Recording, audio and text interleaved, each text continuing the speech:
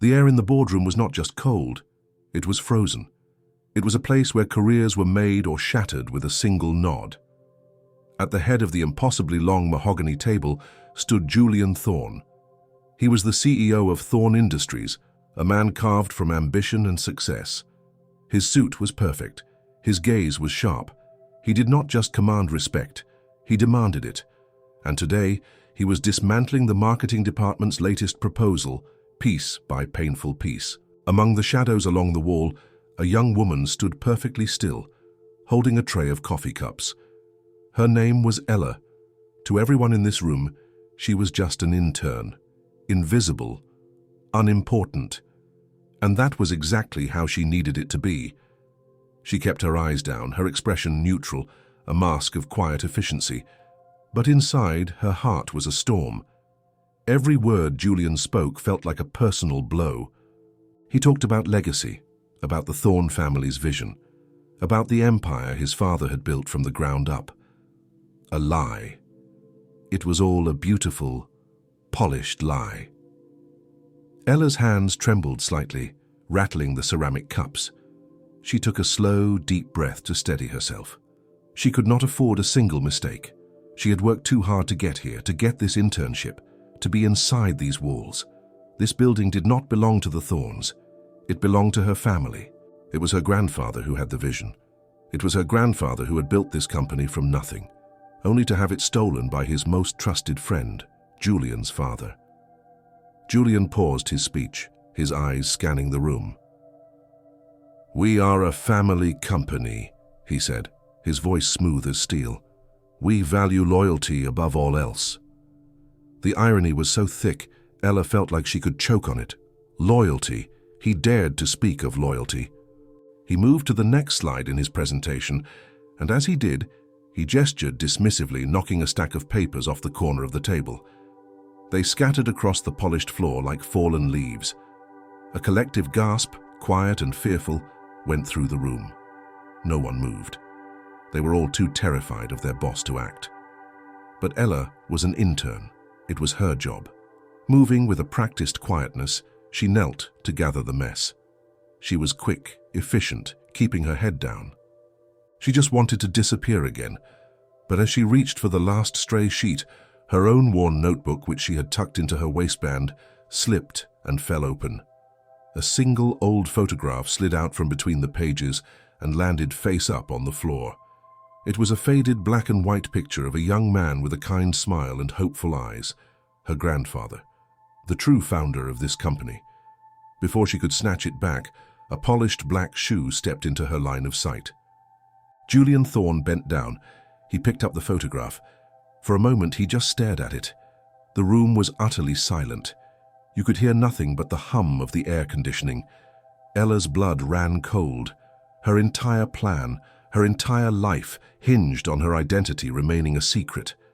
Julian's brow furrowed in a flicker of confusion. He looked from the face in the old photograph, then his piercing eyes lifted, and for the first time, he truly looked at her. He looked right at Ella, the intern, the ghost, and in his gaze there was a dangerous spark of recognition she could not understand. The mask was slipping. The secret was about to be exposed. For a long, stretched moment, the world stopped. Ella's breath was caught in her throat. She could feel every pair of eyes in the boardroom fixed on her. Julian Thorne held the photograph, his thumb gently resting on the corner. His sharp gaze moved from the faded image of her grandfather to her own anxious face. A flicker of something crossed his features. It was not quite recognition, but a deep, unsettling curiosity. Then, just as quickly as it appeared, the moment was gone. He blinked, and the cold mask of the CEO slid back into place. "You should be more careful with your personal items, intern," he said, his voice low and clipped. He handed the photograph back to her without another glance. He turned away, resuming his presentation as if nothing had happened. Now, as I was saying about the fourth quarter projections, Ella scrambled to her feet, her heart hammering against her ribs. She had survived. The secret was safe, for now. But something had changed. For the first time, she was no longer invisible to him. She had registered on his radar, and she knew that was a very dangerous place to be. The rest of the day was a blur. When the clock finally allowed her to leave, she practically ran from the building. The journey home was like traveling between two different planets. She left the gleaming glass towers and the world of luxury cars behind. The train carried her further and further away, to a part of the city where the buildings were older, and the streets were filled with the sounds of real life. Her apartment was small, a third-floor walk-up with a view of a quiet, tree-lined street. It was humble, but it was hers. It was her sanctuary. Unlike the sterile, cold environment of Thorn Industries, her home was filled with warmth and history. Old books lined the shelves. Framed photos of her parents and grandparents sat on every surface. It was a space built from love, not from money. After making a simple dinner, Ella sat at her small wooden desk. She pulled out a heavy, leather-bound journal. It was her grandfather's. His handwriting filled every page, detailing his dreams, his formulas, and his plans for the company he had created. This was her real work. This was her purpose. Every night, she did not just read his words, she studied them. She absorbed his vision, his ethics, his genius. It was a legacy written in ink, a story the Thorns had tried to erase. Her phone buzzed, and her grandmother's picture appeared on the screen. Ella smiled and answered. "Hi, Grandma," she said, her voice softening. "Elena, my dear." Her grandmother's warm, slightly frail voice came through the speaker. "How was your day? Are you being careful?" "I am always careful," Ella reassured her, leaving out the terrifying incident with the photograph. She did not want to worry her. "I just put in a long day. Julian Thorn is exactly as you described his father." There was a sad sigh on the other end of the line. Marcus Thorn was charming on the outside, but his heart was full of ambition. It blinded him. He broke your grandfather's heart long before he stole his company. I just worry, my love. This path you're on is filled with danger. "It is the only path, Grandma," Ella said softly, her eyes falling on her grandfather's journal. "It is not about revenge. It is about the truth. It is about restoring his name. Everything they have is built on our family's dream." They talked for a while longer, the conversation a comforting ritual that grounded Ella in her mission. After she hung up, she felt her resolve harden. She was not just a girl pretending to be an intern. She was the keeper of a stolen legacy, and she would not rest until she had set things right. She opened the journal to a new page, her tired eyes tracing the hopeful, confident script of the man she never met, but whose dream now flowed through her veins. Weeks passed. The incident with the photograph faded into the background, and Ella successfully retreated into the shadows of her internship. She performed her tasks perfectly. She fetched coffee, made copies, and organized files with a quiet diligence that made her almost invisible again. She listened during meetings, absorbing every piece of information, comparing the company's current state to the detailed plans in her grandfather's journals. The differences were staggering. The efficiency was gone. The soul was missing. The tension in the office had been growing thicker each day. Everyone was whispering about the Phoenix Project, a massive new green energy initiative that was supposed to be Julian Thorn's defining legacy. But the project was failing. It was millions of dollars over budget and months behind schedule. It was a disaster, and Julian's mood had turned from demanding to dangerous. The breaking point came on a Tuesday afternoon. Julian called an emergency meeting with the entire Phoenix Project leadership. Ella was tasked with bringing in a fresh pot of coffee, a silent witness to the impending execution. The atmosphere in the conference room was electric with fear. Julian stood at the head of the table, not speaking, simply staring at his team with an expression of cold fury. The lead engineer, a man named Marcus Vance, was sweating as he tried to explain the catastrophic failure of the main energy converter. "The thermal mechanics are just too unstable," he said, his voice shaking. "We have tried every simulation. It cannot be done with the current materials. We need to scrap the design and start over." Starting over meant admitting a failure of $100 million. The room was silent. The careers in that room were about to end. As Vance spoke, listing complex equations and technical jargon, Ella felt a strange sense of déjà vu. She put the coffee pot down, her mind racing. She had seen this problem before. It was on page 87 of her grandfather's third journal. a thermal regulation issue he had faced while designing a new type of engine. The modern engineers, with all their advanced technology, had made the exact same mistake. They had overcomplicated a simple principle. They were all wrong. Without thinking, without considering the consequences, she spoke. Her voice was quiet, barely a whisper, but in the dead silence of the room it sounded like a shout. You are trying to cool the core from the outside. You need to vent the heat from the inside out. Every single head in the room turned to look at her. The intern, the coffee girl. Marcus Vance let out a short, contemptuous laugh. And what would you know about thermal dynamics? Julian's eyes narrowed into slits. Be silent, he commanded. Ella flinched, thinking the words were for her. But he was looking at Vance. His gaze then shifted to Ella, cold and intense. You have 60 seconds to explain what you just said before I have security escort you out of this building. Her heart was pounding, but her grandfather's words were clear in her mind as if he were whispering them to her. She took a breath. The alloy you are using for the core is expanding too quickly, she said, her voice growing stronger. You are fighting its nature. You need to work with it. You need a series of micro-vents spiraling outwards. It will create a self-sustaining vortex of air that cools the system as it works harder. It becomes more efficient as it gets hotter, not less. She spoke for no more than 45 seconds, but in that time, she laid out a solution so simple, so elegant, and so undeniably brilliant that the entire team of engineers was left speechless. Their complicated, expensive failure had been solved by a simple principle they had arrogantly overlooked. The silence that followed was profound. The engineers looked stunned. Marcus Vance looked humiliated, and Julian Thorne. His expression was completely unreadable. He stared at Ella, his eyes searching hers, a storm of thoughts clearly raging behind them. He did not thank her. He did not praise her. He simply turned to his team. You are all dismissed, he said, his voice dangerously calm. The executives and engineers scrambled out of the room, avoiding eye contact with Ella, their faces a mixture of shock and resentment. The door clicked shut, leaving Ella completely alone in the silent boardroom with Julian Thorne. She was not invisible anymore. Her world had just been turned upside down. The game had changed, and she had no idea what the new rules were. The silence in the boardroom stretched on, thick and heavy.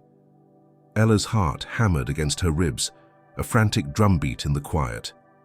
Julian Thorne circled the table slowly, like a predator studying its prey. He stopped directly in front of her, his presence overwhelming in the empty room. He was not angry. He was something far more terrifying, intensely focused. Let's start again, he said, his voice deceptively soft. Who are you? Ella Roberts, she stammered. I am not asking for your name, Miss Roberts. I am asking who you are. What university did you attend? Who were your professors? Where exactly does an intern learn enough about advanced thermal dynamics to publicly humiliate a team of engineers with 20 years of experience? His questions were like daggers, each one aimed at the fragile shell of her cover story. Ella's mind raced. She had prepared for this, but the reality of his piercing gaze was more than she had anticipated. I study a lot in my own time.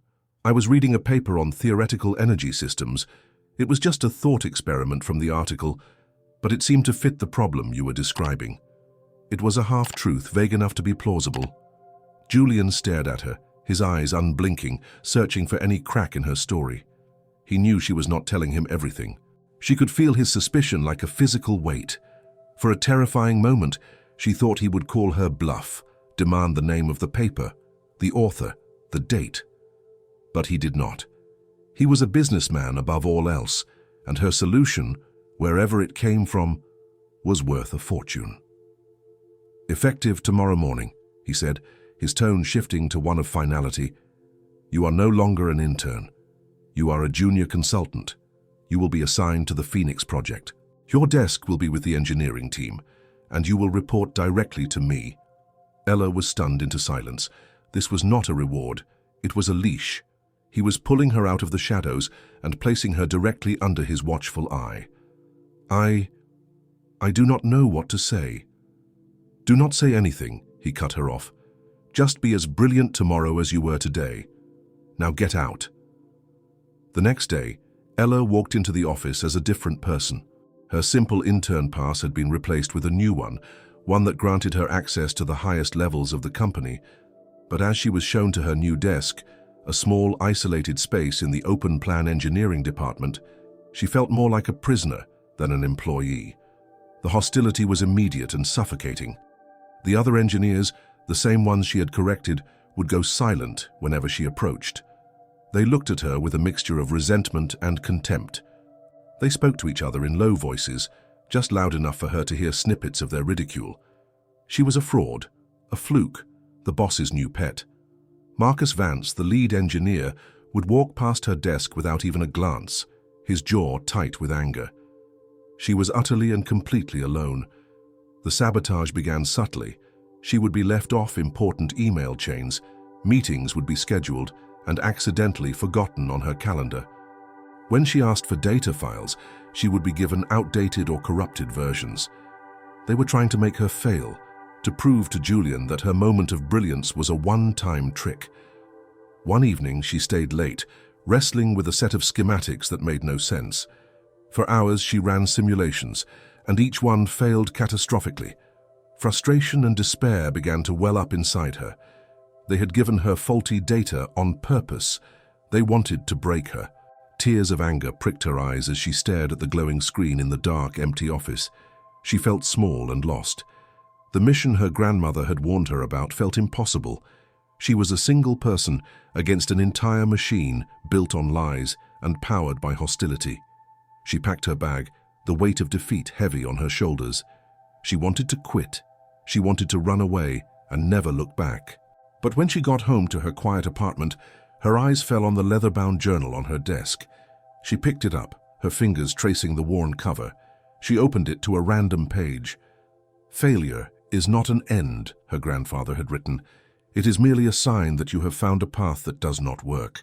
The measure of a person is not in how they avoid falling, but in how they choose to stand up again."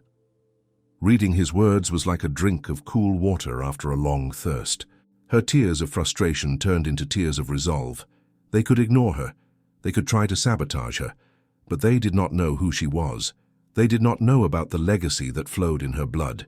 She was Arthur Vance's granddaughter, and she would not be broken. She would stand up again. The small battles of exclusion and silence soon escalated into open warfare. Marcus Vance saw Ella not just as an annoyance, but as a direct threat to his authority. He cornered her one afternoon by the coffee machine, his large frame blocking her exit. "I do not know what kind of game you are playing," he hissed, his voice low and venomous. "But it ends now. You are out of your league. People like you do not belong here.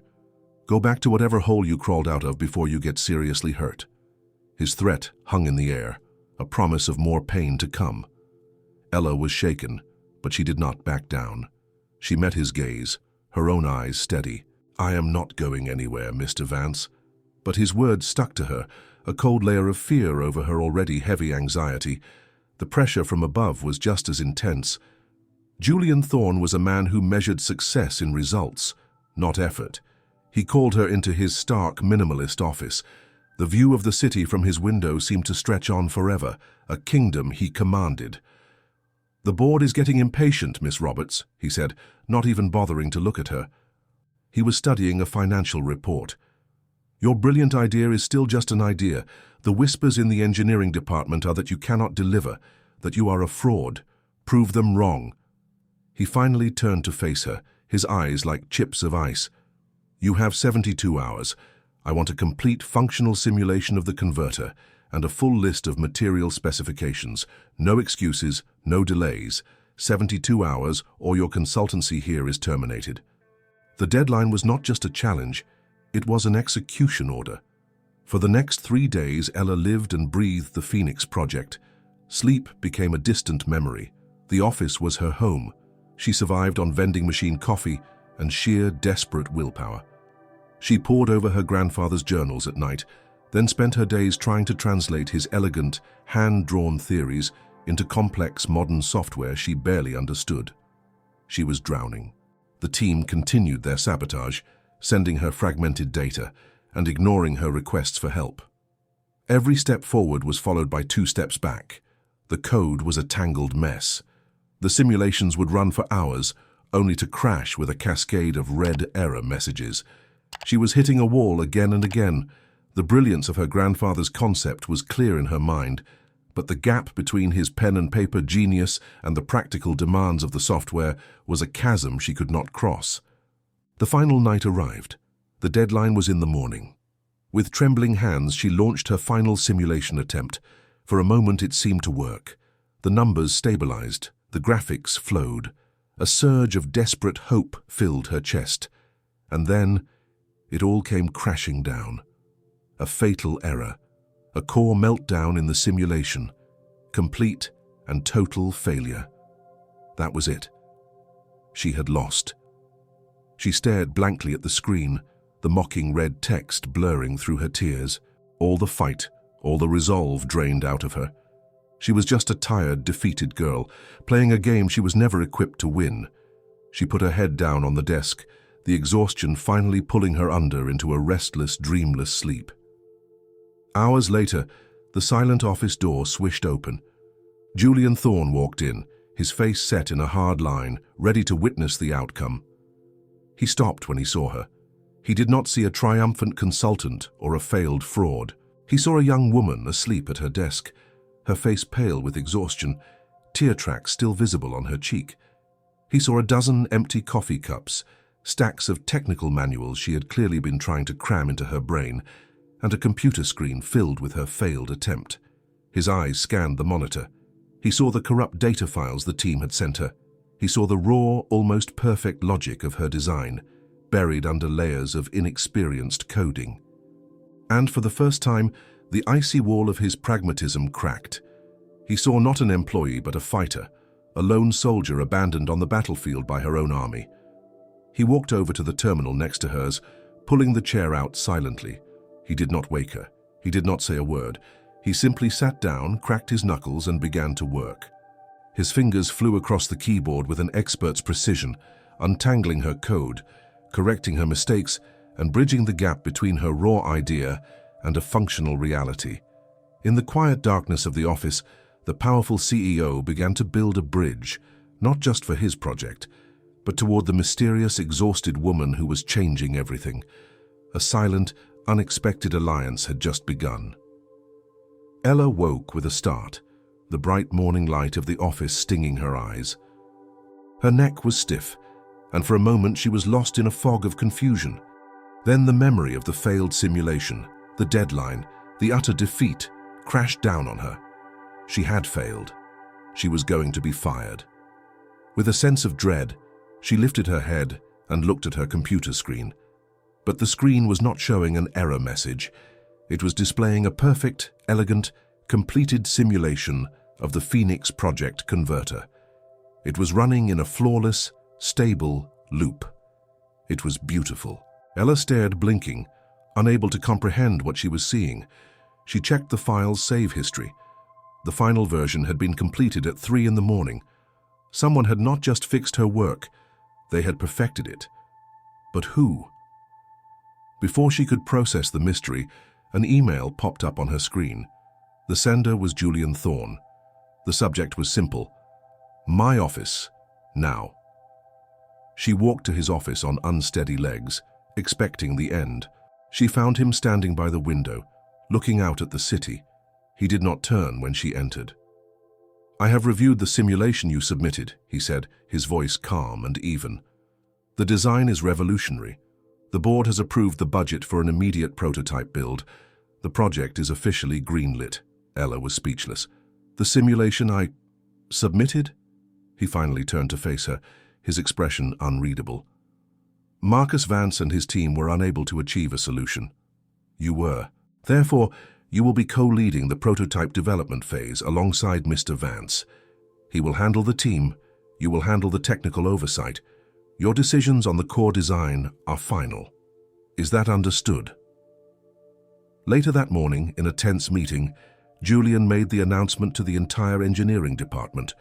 The look on Marcus Vance's face was a storm of fury and humiliation. The rest of the team was stunned into silence.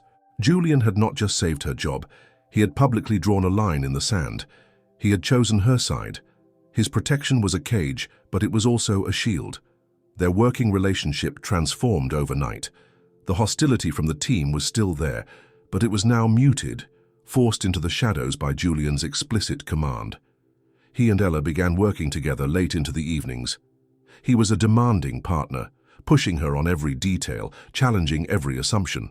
But he was also teaching her. He saw the gaps in her practical knowledge, and without ever acknowledging the night he finished her work, he began to fill them. He explained the complex politics of the company, the supply chains, the budget limitations. Ella found herself in a constant state of conflict. She saw a brilliant, driven, and surprisingly patient mentor in Julian. A strange, unspoken respect was growing between them, yet she could never forget that he was a thorn. He was the son of the man who had betrayed her grandfather. This growing connection felt like a betrayal of her own, and she fought against it, even as she found herself drawn to his intensity and intellect. To move forward, Ella needed access to the company's oldest records, to find her grandfather's original material specifications. She was directed to the archives, a vast, dusty basement forgotten by the modern glass and steel building above it. It was here she met George. He was a kind-faced man in his late 60s, with gentle eyes that had seen the company's entire history unfold. He was the archivist, the keeper of memories. As he helped her locate the schematics from decades ago, he noticed the worn leather journal she carried with her. "May I?" he asked, his voice soft. Ella hesitated, then nodded. He opened it carefully, his eyes scanning the familiar handwriting. A slow smile spread across his face. "Arthur Vance," he said, almost in a whisper. "I knew it. I have not seen this handwriting in 40 years. He was the real genius behind this place, you know. A great man, kind, honest." Tears welled in Ella's eyes. "He was my grandfather." George's smile widened, and he looked at her as if he were seeing a ghost he had been waiting for. "I know," he said gently. "I can see his light in your eyes." From that moment, George became her confidant. He was the ally she could trust completely. He told her stories of her grandfather's integrity and Marcus Thorne's creeping ambition. He knew where all the secrets were buried in the archives. He was the key to the past, a warm and steady presence who believed in her mission without question. She now had a shield in Julian and a heart in George. For the first time, she was not alone in her fight. The day of the Phoenix Project unveiling was bright and filled with an electric sense of anticipation. The company's main presentation hall was packed with board members, wealthy investors, and members of the press. The prototype stood on a platform under a black silk sheet, a monument to months of relentless work. Backstage, Ella stood with Julian, looking out at the crowd. For the first time, they were a team, a true partnership. "We did it," she said softly, a genuine smile on her face. Julian looked at her, and for a moment, the calculating CEO vanished. A flicker of warmth, of genuine admiration showed in his eyes. "No, Ella," he said, his voice unusually gentle. "You did it." But as they shared that quiet moment of triumph, a shadow was moving in the control room. Marcus Vance, his face a mask of cold fury, sat at a terminal. He could not stand to see Ella succeed. With a few keystrokes, he bypassed a series of security protocols and accessed the prototype's core regulator. He entered a single malicious line of code designed to disable the thermal safety limits once the machine reached peak output. He did not just want it to fail, he wanted it to burn. The presentation began. Julian delivered a powerful speech about a new era for Thorne Industries. Then he turned to the prototype, and the visionary mind behind this revolution is Miss Ella Roberts. He gestured to Ella, and a spotlight found her. With her heart pounding with pride, Ella stepped forward and initiated the startup sequence. The silk sheet was pulled away, revealing the gleaming copper and steel heart of the machine. It hummed to life, its internal light glowing with a steady, powerful blue. The energy output numbers climbed on the large screen behind her, soaring past the projected targets. The crowd murmured in amazement. It was a stunning success. And then it began. A single red light started to flash on the control panel, then another. A high-pitched alarm began to sound. The steady blue glow of the core flickered, turning a violent, angry orange. The temperature gauge on the screen was climbing at an impossible rate. Panic erupted. People started shouting. The investors looked on in horror. From the back of the room, Marcus Vance watched with a triumphant sneer. It was over. She was finished. The other engineers were frozen in terror, but Ella was not. In that split second of chaos, her mind was perfectly clear. The design was flawless. This was not a failure, it was sabotage. All of her grandfather's warnings about safety, about building in manual fail-safes for when technology fails, rushed through her mind. She knew exactly what to do. "Shut it down," Julian yelled. "There is no time," Ella shouted back. She shoved her way through the panicking engineers to a small, unmarked panel on the side of the machine. It was the manual pressure release valve, an old-fashioned mechanical lever she had insisted they include, much to the ridicule of Vance's team. She gripped the hot metal with both hands and pulled with all her strength. With a deafening roar of escaping steam, the pressure vented. The angry orange glow subsided, returning to a calm blue before the system safely shut down. The immediate danger was over. The prototype was damaged, but it had not been destroyed. In the ringing silence that followed, Julian, his face pale with fury, strode toward the engineering team. "What happened?" he demanded. Marcus Vance stepped forward, his voice dripping with false concern as he pointed an accusatory finger at Ella. "It was her design. It was unstable, reckless. I warned you she was a fraud." But Julian was not looking at him. He was looking at Ella, who stood, breathing heavily by the machine she had just saved. He had seen her calm, her certainty, her heroic action. He knew. "How did you know about that valve?" he asked her, his voice low and intense. "It is a custom piece. It is not in any of the modern schematics." Ella met his gaze, and in that moment, she knew the time for hiding was over. Her fear was gone, replaced by a strength she did not know she possessed. She reached into her pocket and pulled out the faded photograph of her grandfather. "It was in the original design," she said, her voice ringing with clarity in the silent hall. "The one he created 40 years ago, the one your father stole from him." She held up the photo for him to see. "My name is not Ella Roberts. It is Elena Vance. Arthur Vance was my grandfather." The name, Vance, struck Julian with the force of a physical blow. The world seemed to stop as he stared from the face in the photograph to the woman standing before him. All the pieces clicked into place. The mystery, the brilliance, the secret, it was all true. Just then a security officer rushed to his side.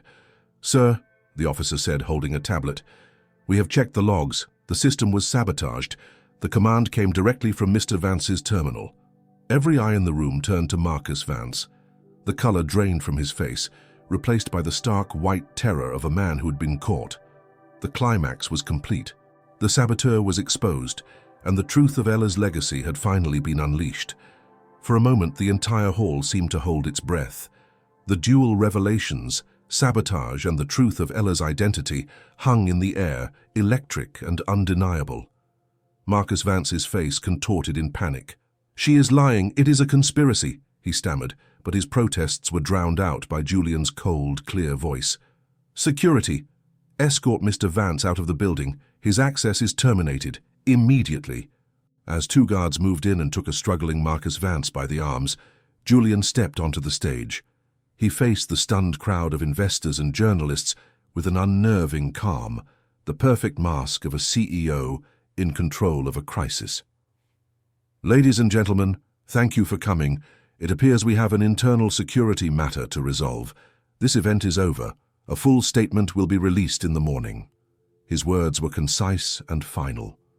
The crowd, buzzing with questions, began to disperse. Soon the vast empty hall held only two people, Ella and Julian. The silence between them was immense, filled with the weight of 40 years of secrets. Julian's composure finally seemed to crack. He looked not at the damaged machine, but at Ella, his expression a mixture of shock, betrayal, and a strange dawning understanding. He finally spoke, his voice barely a whisper. "My office." Once there, He did not sit behind his imposing desk. He stood by the window, his back to her. "Tell me," he said. "Tell me everything, the truth." This was the moment her entire life had been leading up to. With a steady hand, she placed her grandfather's journals on his coffee table. She began to speak. She told him the story of two young friends, Arthur Vance, the brilliant inventor, and Marcus Thorne, the charismatic salesman. She explained how they built their dream together, only for one to betray the other, systematically erasing his partner's name from patents and documents, claiming the genius as his own. She spoke not with anger, but with a deep, quiet sorrow for the man she never knew, and for the honorable legacy that had been stolen. For hours she talked. George arrived, summoned by Ella, bringing with him dusty files from the archive. Old partnership agreements, original schematics with Arthur's name on them, letters between the two men. The evidence was irrefutable. Julian listened to it all, his face pale, his silence absolute. He was a man watching the entire foundation of his life, of his family's name, turn to dust before his very eyes. When she finished, there was another long silence. Julian finally turned from the window. The cold, hard mask of the CEO was gone. In his eyes, Ella saw a man wrestling with a profound and painful truth. He was the heir to a lie. "My father was a man I respected," Julian said, his voice heavy, "but I respect the truth more." The next day, Julian Thorne did not just release a statement. He called a press conference. He stood before the world's media, and he did not make excuses. He announced that Marcus Vance was being prosecuted to the fullest extent of the law for corporate sabotage, and then he did something no one expected.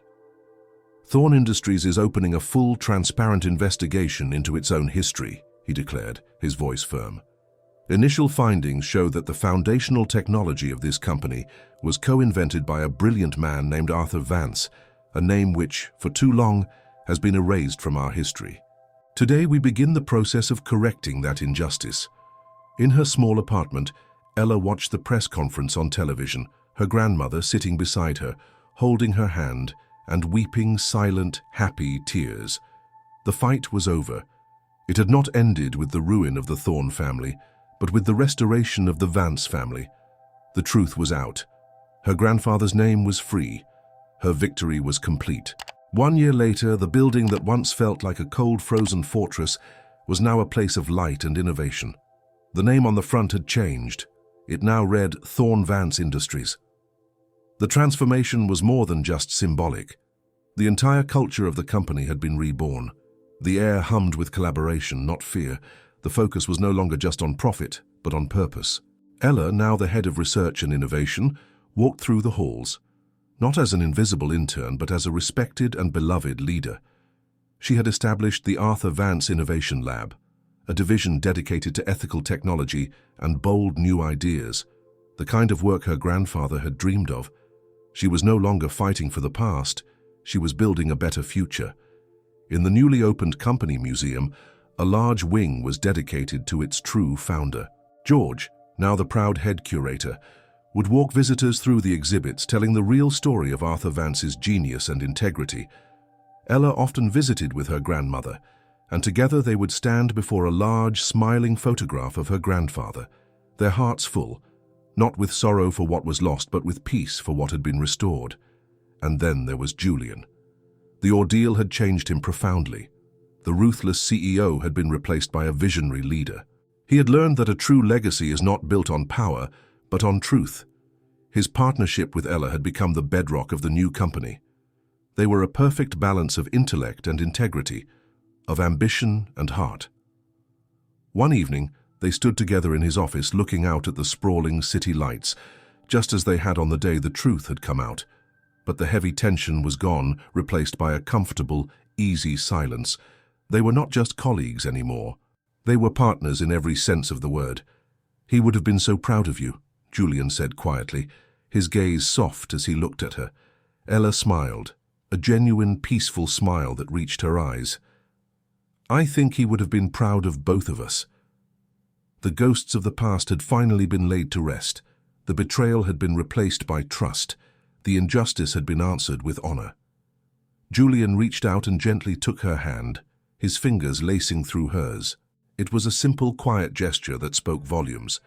It was not an ending, but a new beginning. Their future was an unwritten page, and they were finally ready to write it together.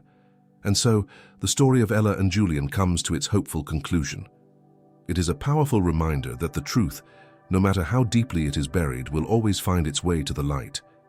It is a story about justice, not just for a company, but for a family's honor. It shows us that true strength is not about hiding our past, but about having the courage to face it and make things right.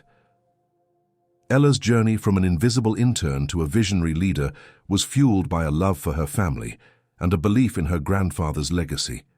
And in the most unexpected of places, she found not just justice, but a partner who was willing to dismantle a world built on lies to create a future based on truth. Their story is a testament to perseverance and the quiet power of integrity. It reminds us that even in the face of immense challenges and betrayals, a single person with conviction can change everything. Now, we want to hear from you. What part of this story moved you the most? Was it the moment Ella stood up to the entire boardroom? Or was it when Julian chose to honor the truth, even when it was painful? We believe everyone has a story of fighting for what is right, big or small. Have you ever had to stand up for a truth that was forgotten or ignored? Let us know in the comments section below. We love reading your thoughts and sharing in your experiences. Your stories inspire us every single day. If you enjoyed this journey of resilience and love, please take a moment to give this video a thumbs up. Liking the video is a wonderful way to show your support, and it helps our channel reach more people who, like you, appreciate stories that touch the heart and give us hope. Please also consider sharing this video with a friend or family member who might need a reminder that it is never too late to set things right. And if you are new here and want to make sure you never miss another one of our emotional stories, please click on that subscribe button and turn on the notification bell. By joining our community, you become a part of something special, a place where we celebrate the strength of the human spirit. We have so many more stories to share with you, tales of unexpected heroes, second chances, and the enduring power of love. Thank you so much for being here with us. Your time and your attention mean the world to us. Until the next story, take care and never stop believing in your own legacy.